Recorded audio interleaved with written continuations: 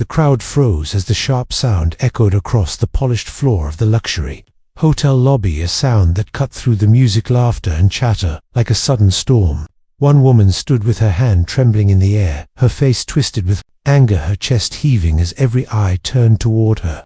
The other woman stood perfectly still, her dark skin glowing under the crystal chandeliers, her eyes wide but calm, her cheek reddening where the slap had landed. The silence that followed was louder than any scream. People gasped. Some covered their mouths, others pulled out their phones, capturing the scandal that unfolded in front of them. No one moved, not even the hotel staff, who normally jumped to smooth out any disturbance. It was as though time itself had frozen. The woman who slapped her was named Claire. Her dress shimmered with sequins, her hair perfectly styled, and her lips painted a deep shade of red. She looked like she owned the room, yet in that moment she realized she might have just destroyed her own life. She had acted out of pride, jealousy and fury. She had been whispering with friends, mocking the black woman who entered the hotel earlier, calling her names, making cruel remarks. She thought she was untouchable. She thought she was the queen of this place. She never imagined the truth that was about to break her. The black woman she slapped did not scream or cry. Instead, she stood with a quiet strength, her eyes narrowed slightly, her lips pressed together. With dignity, she was breathtaking in her elegance, wearing a deep emerald gown that flowed to the floor. Her diamond earrings caught the light, her posture unshaken as though she had weathered storms far greater than this humiliation. Her name was Maya, and she was no ordinary guest. She carried a secret that would soon leave the entire crowd speechless. The murmur of voices began to rise around them. Who is she? Did she just get slapped? Why is she so calm? Claire turned pale, realizing people were recording. She wanted to shout, to defend herself, to explain why she had lashed out, but the weight of hundreds of eyes held her frozen. Her hand that had delivered the slap now felt heavy, her fingers trembling. She whispered something under her breath, but the sound was drowned out by the murmurs. Maya finally spoke, her voice low but powerful, cutting through the crowd like a blade. You should not have done that. Her words were not shouted yet. They carried the force of authority. Everyone leaned in, straining to hear. Claire scoffed, but her voice cracked. I do not know who you think you are, but you cannot walk in here and act like you own the place. Maya tilted her head slightly, her expression unreadable. Her gaze shifted past Claire to the entrance of the hotel, where black cars were now pulling up outside the glass doors. Men in dark suits stepped out, their movements sharp, precise, protective. They carried an energy that silenced even the boldest whispers. The doors opened, and the men walked in. Their presence was unmistakable. Security guards, heads of staff, and even the hotel manager rushed forward, bowing slightly in respect. One of the men spoke quietly into a radio, and within seconds more figures entered, tall, broad-shouldered men in tailored suits, their eyes scanning the room as if preparing for danger. The atmosphere shifted from scandal to fear. The crowd stepped back, creating a path straight toward Maya. Claire's stomach twisted. Who are these people? She thought. Her hands grew clammy as she saw the men approaching. Not her, not the manager, but Maya, the woman she had just slapped. One of the men bowed slightly and said softly, "Ma'am, your husband is on his way." The room gasped collectively. Claire's knees wobbled. She grabbed the nearest chair to steady herself. A husband? Who is he? She wondered. Before anyone could react, the sound of heavy footsteps echoed across the marble floor. A tall man entered, dressed in a dark suit that looked like it cost more than most people made in a year. His presence was undeniable, commanding respect without a word. His eyes were sharp, his jaw set, his stride purposeful. As he moved closer, whispers spread like wildfire. That is David Monroe, the billionaire, the investor, the man who owned half the city. Claire's mouth went dry. She knew that name. Everyone knew that name. The billionaire whose face had graced magazines, the man who built empires, the man who could crush someone's reputation with a single phone call. And he was walking straight toward the woman Claire had slapped, the black woman who now stood taller than ever. Maya lifted her chin, her calm never faltering. David reached her side, his eyes scanning her reddened cheek for a moment, his controlled expression cracked, rage flashing through his gaze. He turned his head slowly toward Claire, and in that moment she felt as though the ground had opened beneath her. The crowd whispered, "She slapped his wife. Someone actually slapped his wife." She had not known, she had not realized. Claire stammered, I did not know. I thought she was just." David cut her off, his voice low like thunder. "You thought she was what? Less than you because of her skin. Because you felt entitled. His tone was cold, yet every word burned. Claire's face flushed with heat. She opened her mouth, but no words came. Every pair of eyes in the room turned against her.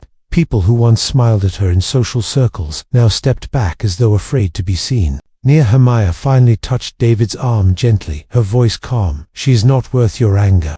But her words only deepened the weight of the moment. The crowd saw what Claire had failed to see.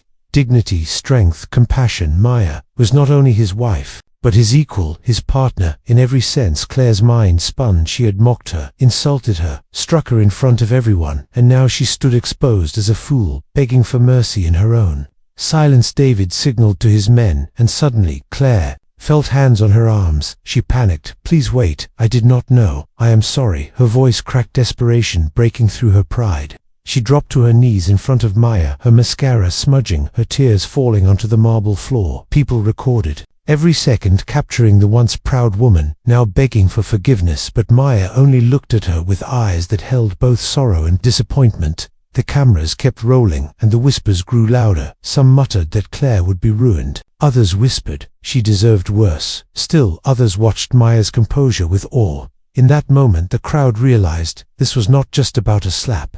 This was about power, prejudice, and the truth that sometimes the most dangerous mistake is underestimating someone. David pulled Maya close, shielding her with his arm, and turned to leave. The guards followed, forming a wall of protection. Claire remained on her knees, her chest heaving, her entire world collapsing around her. She knew tomorrow her name would be on every screen, every headline, her reputation destroyed not by gossip but by her own hand. The slap, meant to humiliate, had only unmasked her hand. As the couple walked out together with the crowd partying for them, a single question hung heavy in the air. What would happen to Claire now? Claire could not sleep that night. Her ears still rang with the echo of her own slap and the whispers that followed. She stared at the ceiling of her apartment, her eyes swollen from tears, her chest heavy with dread. Her phone lay beside her, buzzing endlessly with notifications. Friends calling, reporters asking questions, videos of her humiliation spreading across every platform. Her name was now trending, but not in the way she had always dreamed of. The headlines were cruel socialite slaps, billionaire's wife, arrogant woman begs for mercy. Claire shut her eyes tightly, but the images would not leave her. The calm strength of Maya, the fury in David's eyes, the cold withdrawal of the crowd who once clung to her words. She had built her life on appearances, on being admired, on commanding attention in every room.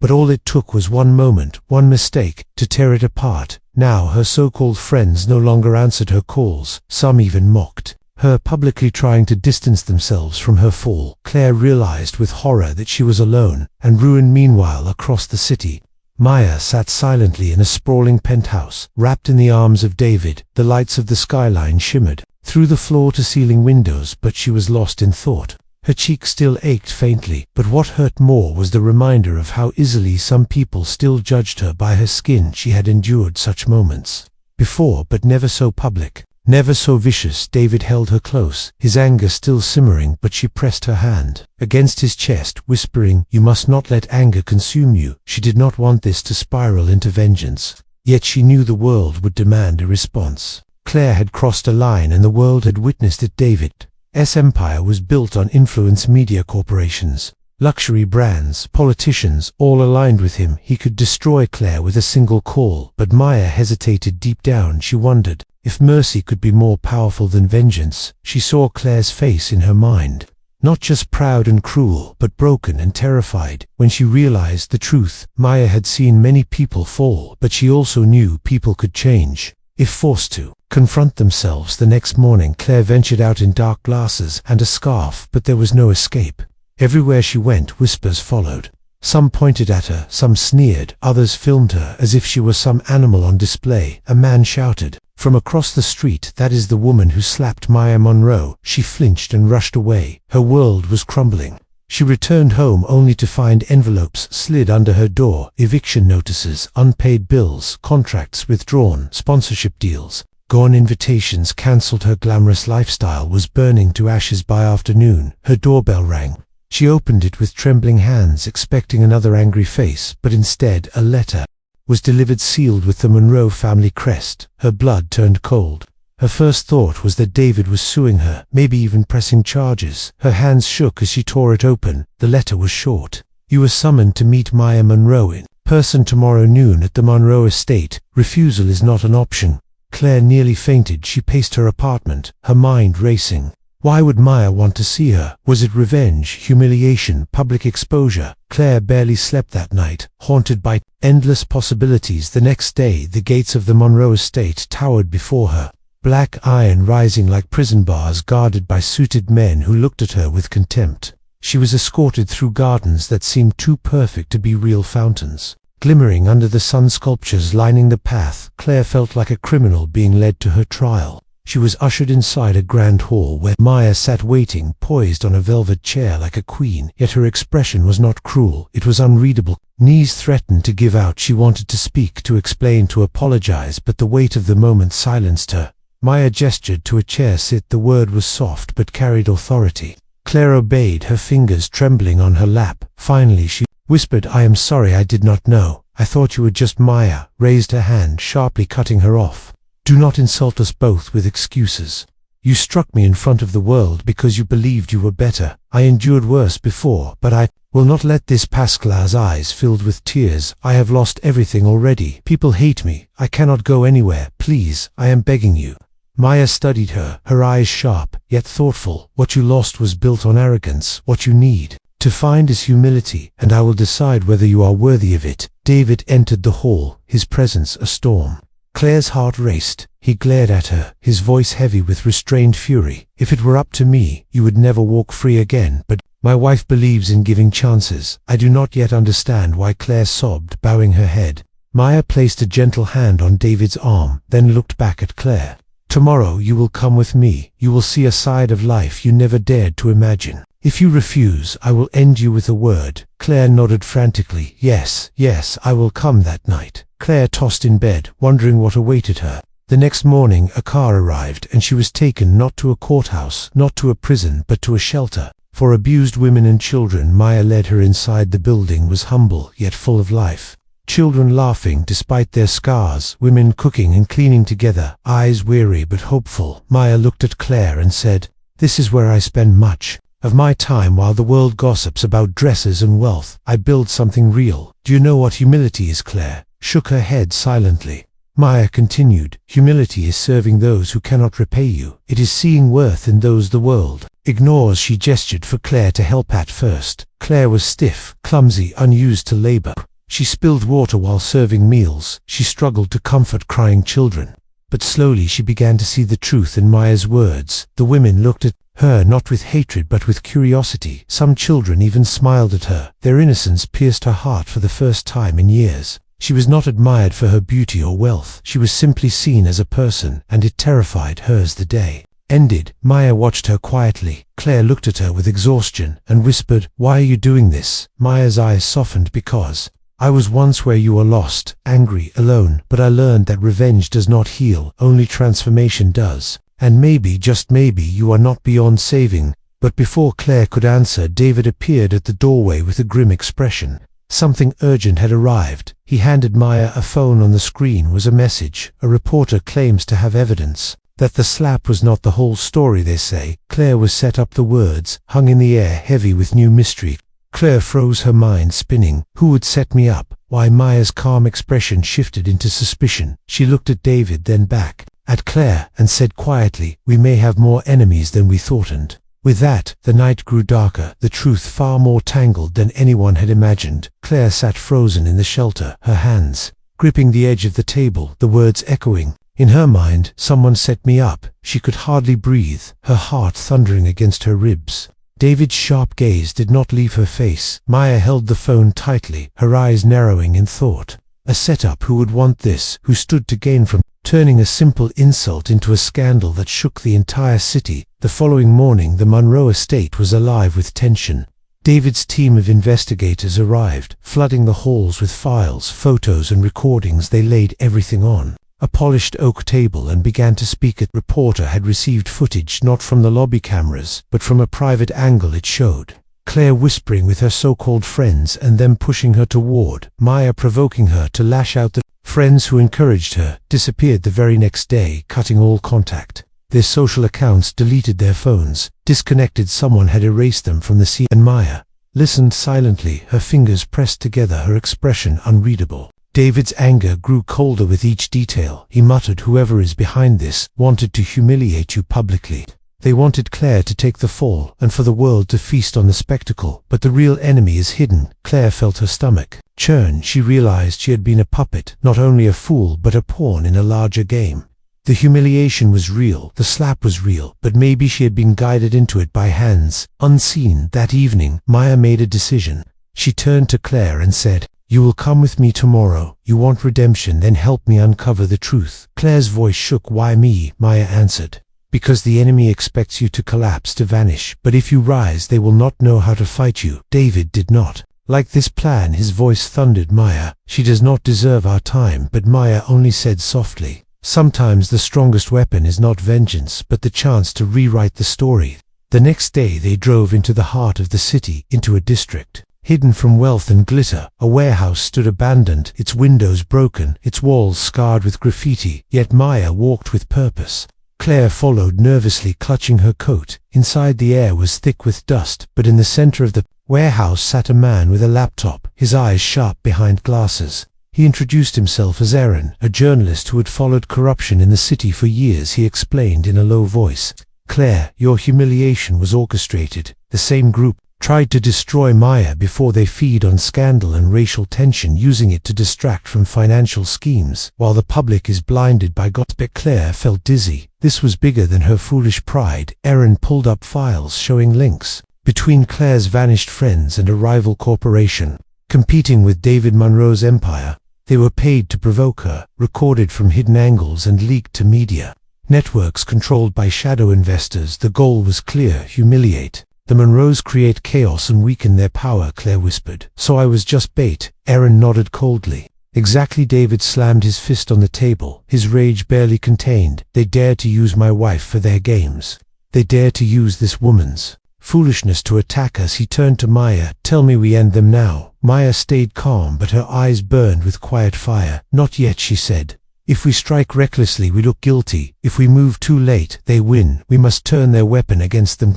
Stared at Maya, feeling an unfamiliar mix of awe and guilt. Maya had every reason to hate her, every reason to crush her, yet here she was offering guidance. Claire whispered, "Why are you still helping me?" Maya's eyes softened slightly. "Because I know what it feels like to be used by those who think you are powerless. I will not let them succeed, even if it means saving the woman who struck me over." The next days Claire was drawn deeper into the investigation. She sat beside Maya, meeting victims of the same shadow group, people ruined by scandals, people whose reputations were torn apart to cover larger crimes. Each story carved a mark on her heart: a politician framed for affairs he never committed, a businesswoman accused falsely of fraud, a family ripped apart by staged footage. Claire saw how her own pride had blinded her, how easily she had become a tool. But the enemy was watching. To one night, Claire returned to her apartment only to find the door ajar. Her chest tightened. She stepped inside and froze. The walls were covered in photographs of her, with Maya red slashes drawn across the images. A note lay on the floor. "Leave this, or you will not leave alive." Her scream echoed into the night. Security rushed in, followed by David and Maya. Claire trembled, clutching the note. David's fury was terrifying. "Whoever they are not only cowards, but dangerous." Maya placed her hand gently on Claire's shoulder. "Calm down. This is what they want. Fear divides us." But Claire's voice cracked. "I am terrified. They will kill me." Maya's eyes met hers, steady and firm. "Then you must stand taller than ever. Do not give them your fear. Give them your strength." The following morning Maya held a press conference. Cameras flashed, reporters swarmed, but instead of hiding, she walked to the podium with Claire at her side. The crowd gasped, murmurs filled the air. The woman who slapped the billionaire's wife standing beside her. What was happening? Maya's voice rang out, clear. "I was humiliated in public, but the true story is not the slap, it is the corruption that hides behind it. People tried to pit us against each other, but today we stand together."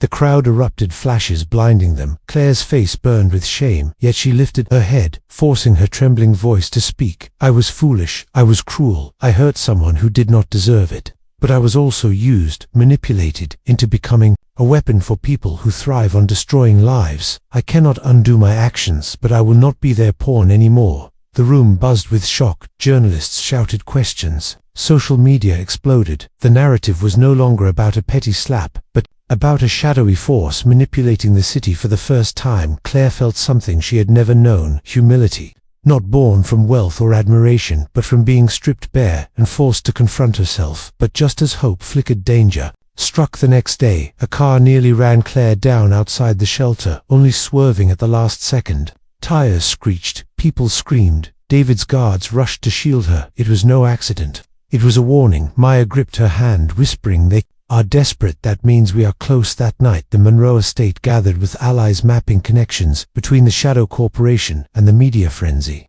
Aaron revealed a shocking truth. The leader behind it all was a man once close to David, a former partner betrayed years ago, who vowed revenge. His name was Victor Hale. He had resources, networks, and enough rage to burn empires. Victor wanted Maya humiliated, David broken, and Claire destroyed. Victor had orchestrated everything. Heart pounded, she realized her slap was only the spark to ignite a war far larger than she imagined, and now she was caught in its center.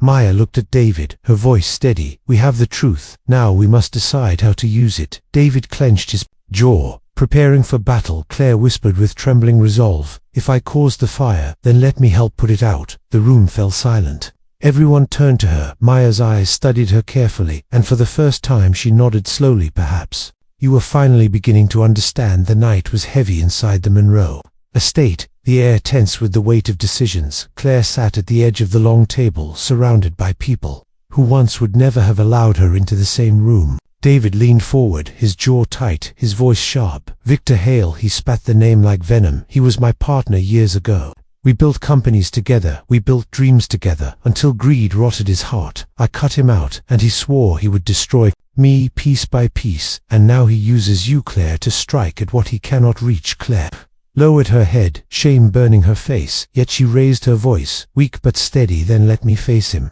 Let me be the one who takes away his weapon." Maya's eyes turned toward her, deep, calm eyes that searched her soul. "You think you are strong enough now? You think you can face a man who manipulates lives like puppets?" Claire's lips trembled. "Maybe not, but I cannot run anymore. I have lived my life in the shallow light of admiration, and it brought me here. I will not live as a coward." The room fell silent. Maya leaned back, her gaze unwavering, then spoke softly. "Courage is not the absence of fear. It is choosing to act while afraid. Perhaps you are ready." David bristled, his voice thunderous. "She cannot stand before Victor alone. He will eat her alive." But Maya lifted her hand, silencing him. "No, not alone, with us, with Mitha." Next morning plans were drawn. Aaron revealed Victor's next move, a gala to celebrate the launch of his new corporation, a glittering event that would draw every powerful figure in the city. It would be his stage to show dominance, to flaunt his control. If Maya and David showed their face there, it would spark a war. But Maya whispered, "That is exactly why we must go." Claire's heart pounded as she imagined it. She pictured Victor smug in his arrogance, surrounded by admirers. Unaware that his trap was about to turn, she wondered if she would crumble under his gaze, or finally stand tall. The night of the gala, the city's skyline glowed bright with lights. Limousines lined the street, flashing bulbs filled the air. Claire stepped out of the car, her hands trembling in silk gloves. Maya was beside her, regal calm, her emerald gown shimmering. David towered on her other side, a storm of controlled power. The crowd gasped when they saw them, whispers rushing like waves. Did they come here? Are they challenging Victor? Inside the ballroom, chandeliers glittered, music swelled, glasses clinked, laughter stopped when Victor Hale appeared, tall, broad, graying at the temples, yet still sharp with charisma. He smiled when he saw them, but his eyes were knives. "Maya Monroe," he said with false warmth. David always dramatic, and Claire, his smile widened, cruel and mocking, the fallen darling of society. "Tell me, did you enjoy begging in the lobby? Did you enjoy watching your face plastered across headlines?" Claire felt her knees threaten to buckle, but Maya's hand brushed hers, steadying her. She straightened her spine and forced her voice out. "No, Victor, I did not enjoy it, but I learned, and what I learned will end you tonight." The crowd gasped. Victor's laughter boomed across the hall. "End me, child. You are nothing but a pawn, a discarded piece, David's dog, and Maya's shadow." His words cut, but Claire lifted her chin. "I was your pawn, but I will not be again." The real pawns are the people you ruin, the lives you feed to the fire of your hatred. And stepped forward, placing files onto the stage. Cameras turned, clicking furiously. Victor's smile faltered. The files contained proof of his schemes, payments, trails, the manipulation of media networks, bribes to politicians, names of victims he destroyed. Screens flickered alive around the ballroom as images and documents spilled to the crowd. Victor's mask cracked, his eyes blazing with fury. Security rushed forward, but David's men were faster, sealing the exits. Guests gasped, whispered, cried out. Phones lifted, capturing every second. Victor roared, "You dare humiliate me! You dare expose me in my own house!" His voice shook with rage. Maya stepped forward, her calm slicing through the chaos. "You humiliated yourself, Victor. Your hunger consumed you. Thought power made you untouchable, but truth always finds its way." Victor lunged forward, his face twisted in rage, but David blocked him with a single step, his eyes cold steel. "If you touch my wife, I will bury you." Victor spat curses, his empire unraveling before him, yet even in his ruin, his eyes flicked toward Claire, full of venom. "You will regret this, girl. You could have lived quietly, but you chose to fight, and now they will turn on you." Two police stormed the gala, taking Victor into custody. Cameras captured him, dragged away, screaming, his threats echoing, "You think you have won, but the game is not over. It is never over." The crowd buzzed, a storm of voices, some in awe, some in fear. Maya turned to Claire, her expression unreadable. "You stood tall. Tonight you faced the man who used you." Claire's chest heaved. She whispered, "But I am still terrified." Maya touched her arm softly. "Good, then, you are human. Courage without fear is arrogance. Courage with fear is strength." The following days the city erupted. Headlines no longer called Claire a villain. They called her a witness, a survivor turned fighter. Maya Monroe, praised for grace and justice. David Monroe, admired for his strength. But Claire found herself at the center of a storm. People reached out, some offering forgiveness, others hurling venom. She walked the streets with whispers chasing her. Some said she was redeemed, some said she was still guilty. Claire felt torn between worlds, yet Maya never left her side. She brought her again to the shelter where children laughed, women healed. Maya told her redemption is not a headline, it is a journey. You will serve here. You will learn what it means to rise, not by wealth or beauty, but by heart. Claire listened, humbled. She cleaned, she cooked, she comforted, she wept at night, yet rose in the morning. One evening, as they sat together, Maya spoke quietly. "Do you know why I helped you?" Claire shook her head.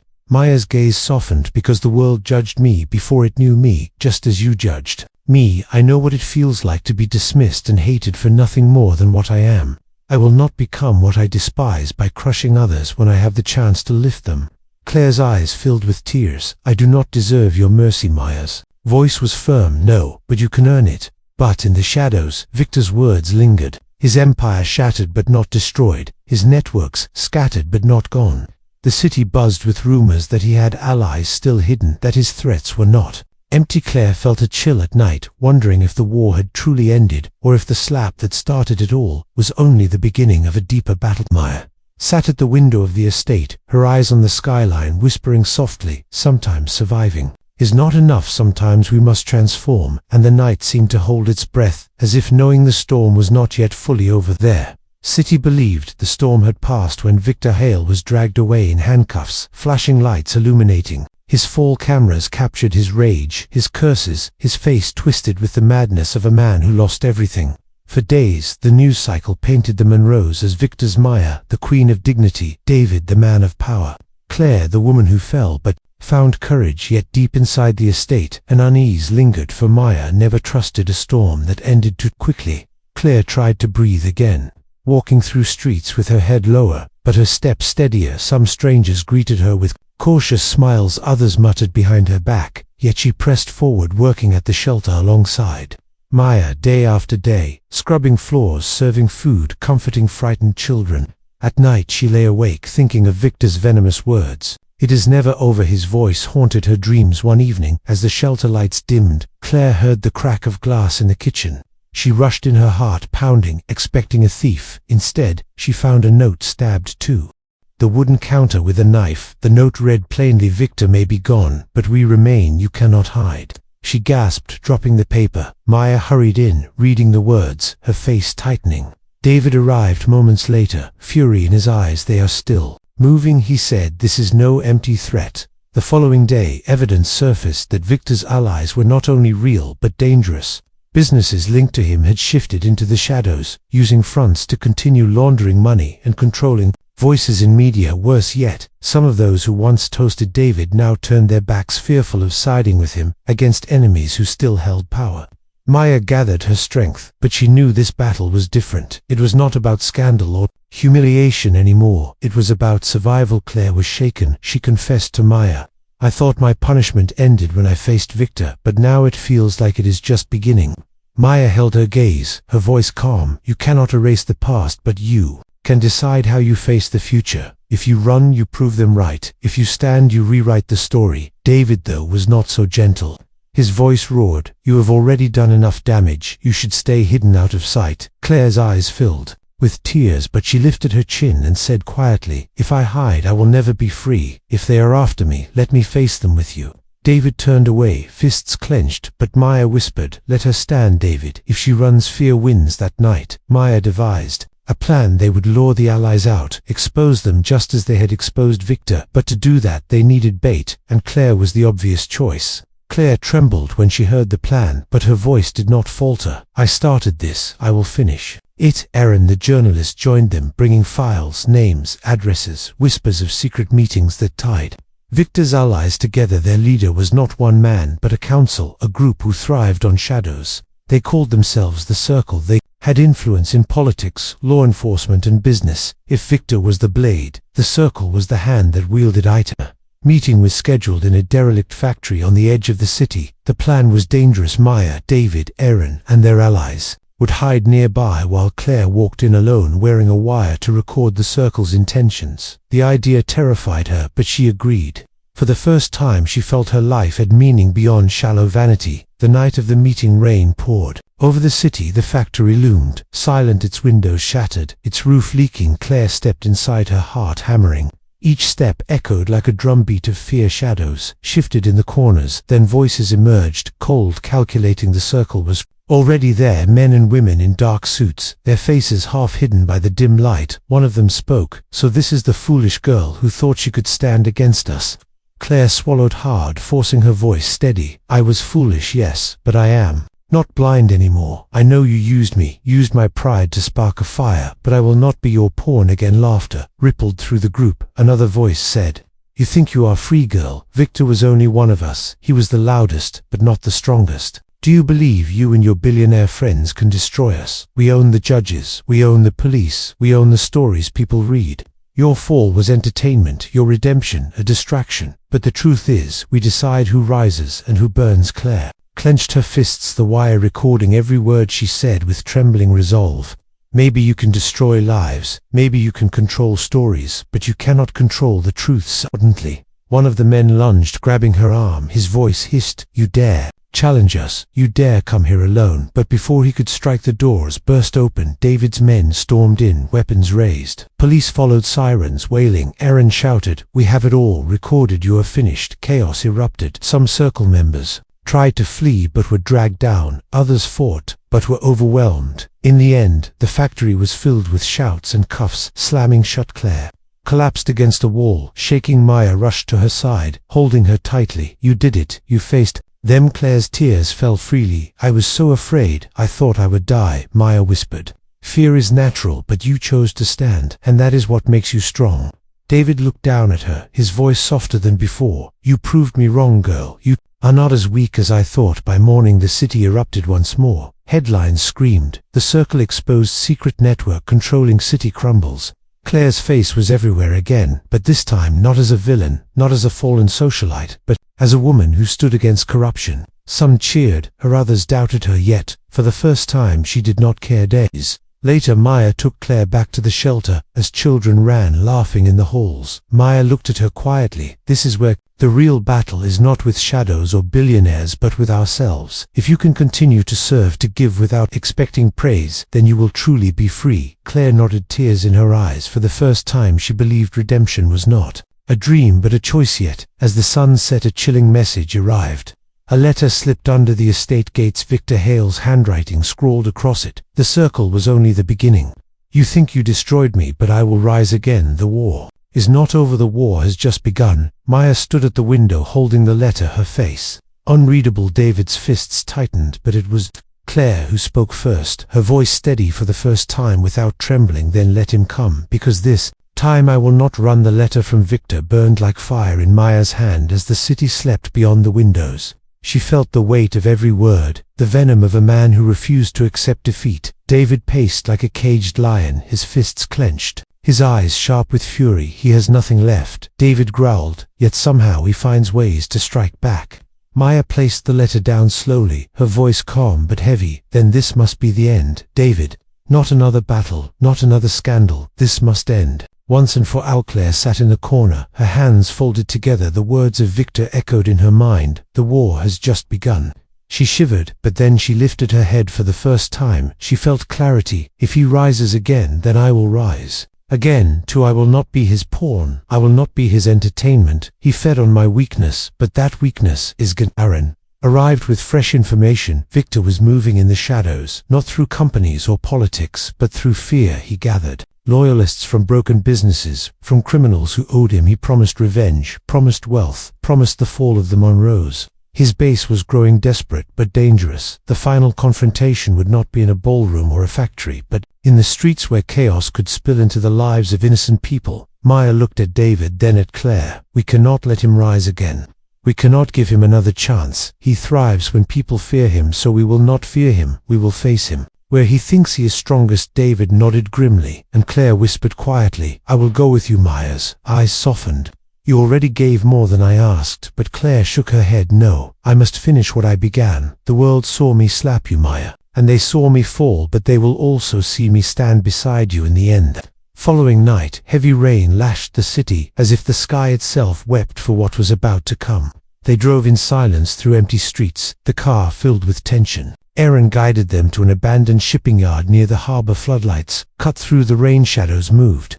Victor's men gathered, armed with anger and desperation. Victor himself emerged from the gloom, drenched yet unbroken. His voice boomed across the yard. You'd think you ended me. You'd think you can stand against me, but I am still here, and you will never silence me. David stepped forward, his presence a wall of power. You lost, Victor. You lost everything. Your empire is gone. Your allies are scattered. You are nothing but a desperate man grasping at ashes. Victor sneered.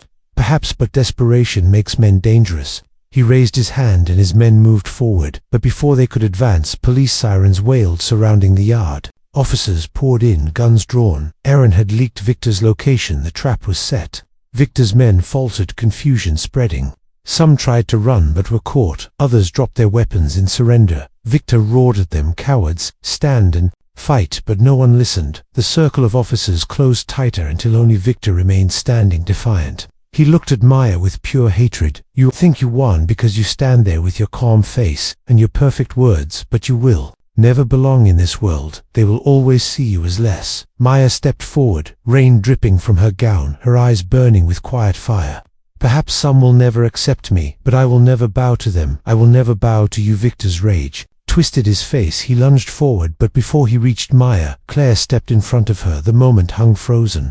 Rain-pounding hearts racing. Victor's eyes widened at the sight of the woman he had once used as his pawn. Claire's voice rang out, clear and strong. No more. You destroyed my life. You used me to fuel your hatred, but you will not use me again. She stood tall, her body trembling yet unyielding. Victor stared at her. The power he once held over her shattered in that moment. Then the officers swarmed, dragging him down, cuffing him as he screamed curses and threats, but his words no longer carried weight.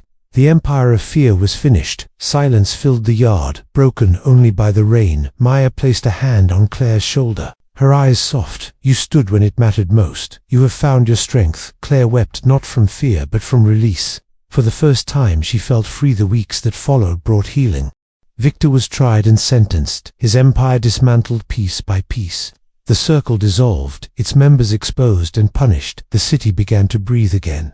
Maya continued her work at the shelter, her dignity shining brighter than before. David rebuilt, his business stronger than ever, his respect for his wife deeper than words. Claire found herself there too, not as a guest, not as a prisoner of guilt, but as a servant of purpose. She cleaned, cooked, and listened to stories of broken lives, offering Comfort not from arrogance, but from understanding. She no longer cared for glamour or headlines. The whispers of strangers no longer defined her. What mattered was the laughter of children, the hope in the eyes of those who had been forgotten. One afternoon, Maya and Claire sat together watching children play in the courtyard. The sun broke through clouds, bathing the shelter in light. Claire spoke softly. I once believed power was being admired, being envied, being feared, but I was wrong. Power is being able to lift others, even when you yourself are broken. Maya smiled gently. That is the truth you needed to find. And now you are free. The city remembered the scandal of the slap, but over time it became a story, not of shame, but of transformation. A reminder that pride can destroy, but humility can rebuild. A reminder that even enemies can stand together against greater darkness. Maya remained a symbol of dignity, David of strength, Aaron of truth, and Claire of redemption. In the end, the story that began with humiliation and anger ended with courage and grace. The slap that once echoed with cruelty became the spark of change, and the lesson remained carved in every heart. Sometimes losing everything is the only way to discover who you really are. The end.